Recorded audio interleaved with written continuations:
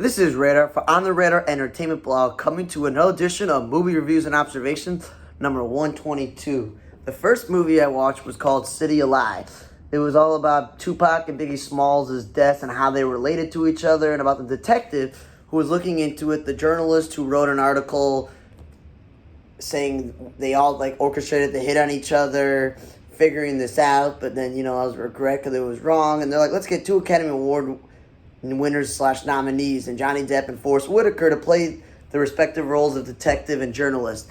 And I don't know, whoever wrote the screenplay script wasn't the world's greatest writing. It's more, if you watch this movie, you want to see the good acting of Johnny Depp and Forest Whitaker. Now, if you look on the internet, people say that this movie was supposed to come out 3-4 years ago, but wasn't fully released till recently. That's probably why, because the script wasn't the greatest, and maybe that's why they took a while to make it. But I think both of the main actors put on a great acting clinic, because it was just basically the two of them. It doesn't matter who the cops in the past or the present were.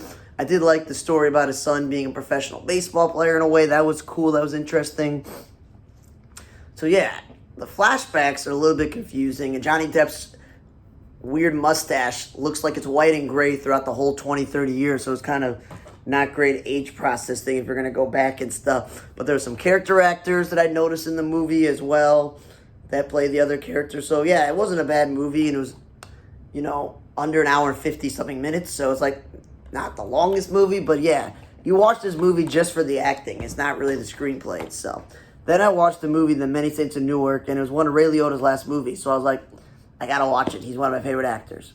Jonathan Bernthal was in the movie, and we know him from the Punisher franchise, Leslie Odom Jr., the singer, who gets into acting. Corey Stoll from Ant-Man and other franchises, and Gandolfini's son being in the movie, playing a young version of himself, Billy Magnuson in this movie. And Vera Farmiga, we know her from many, many movie roles. So I didn't realize that The Many Saints of Newark was a prequel Soprano movie. I'm just going, cool. Mafia gangster, Italian family crime boss movie that takes place in New Jersey. My mother's from New Jersey. I was like, that's cool. I'm going to go watch this. So it's about almost exactly a 2-hour movie.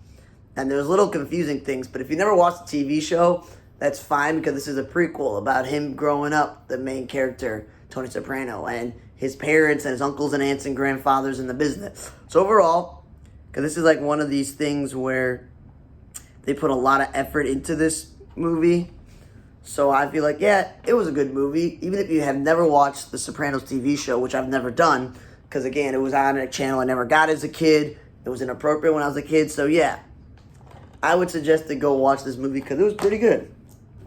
Then I watched the movie My Salinger Year with a woman named Margaret Qualley, who I wasn't sure who she was, and Sigourney Weaver.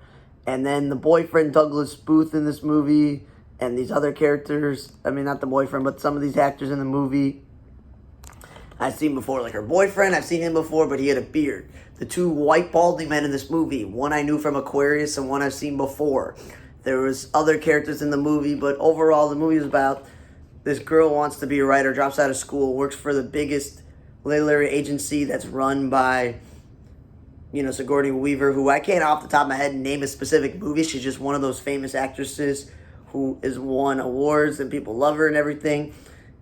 And so she works for this company, and they're old school. Typewriters, stenographers, all these things. And Salinger, J.D. Salinger, wrote a bunch of books. That was his literary thing. That's all the communications, fan mail. And her job is to go through fan mail, reply, whatever. So she decides that, she wants to go off script and not follow the rules and things like that, and build a relationship with J.D. Salinger and Sigourney Weaver and all these characters. So yeah, it's barely an hour and 40 minutes, and the movie description on the back is slightly confusing, but when you watch the movie, you're pleasantly surprised that it was a pretty good movie. It's not the world's greatest movie, it's not the worst movie.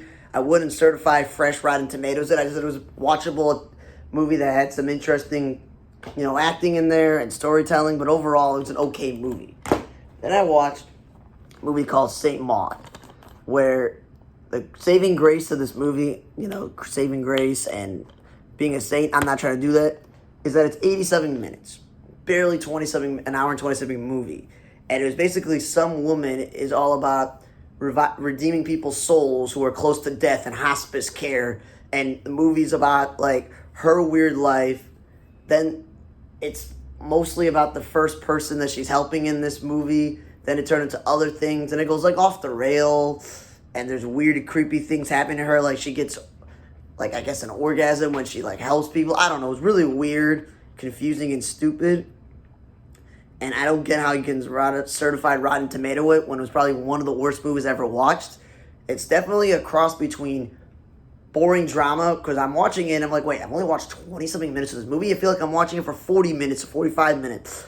It is not scary or creepy. It's just odd and weird, and it's just a waste of time. This is a movie that should have probably stayed on the shelf in terms of making the movie. Then I watched Escape Room Tournament of Champions, and it obviously, if you watch the first one, Taylor Russell and Logan Miller survived. This movie's premise was the company that behind the escape room has done it all over the world, all over the country, whatever, and they're trying to find answers, which is what happened after the first movie ended. They're looking for answers, and they're getting thrown back into the game along with people who won the other things. You know, I didn't think the movie deserved to have a sequel. I liked the way it was. I thought it was one of the better horror movies I watched. I liked a lot of the actors in that movie, especially the dude from New Amsterdam.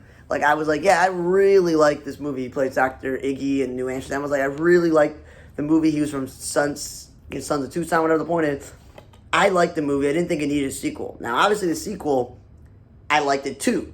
Gripping, edge of your seat, trying to figure out who survives the escape room. Are the two main characters going to escape it? But this is my problem. It's not as good as the original. There was no need to do it, and it's all about making money. So there's a trilogy. Because the way they wrote the movie was, you can never stop thinking that you're in an escape room and you're in the game. So, not spoiling it, but I'm letting you know that there's going to be a third one, because they just want to make money. Because the only way the last part of the movie, which I'm not ruining, could be described as, well, we made you sit through the second movie just to give you a third one. So, yeah.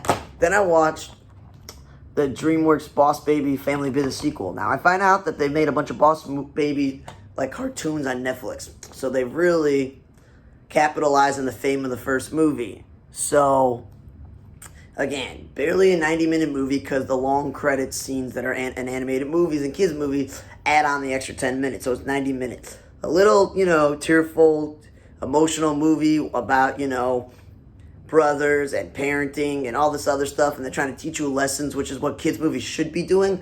But again, like the escape room, I thought the first movie was pretty good. It's, they decided, let's make the movie about when they're all adults and bring them back together. And then this issue I keep saying with these animated movies.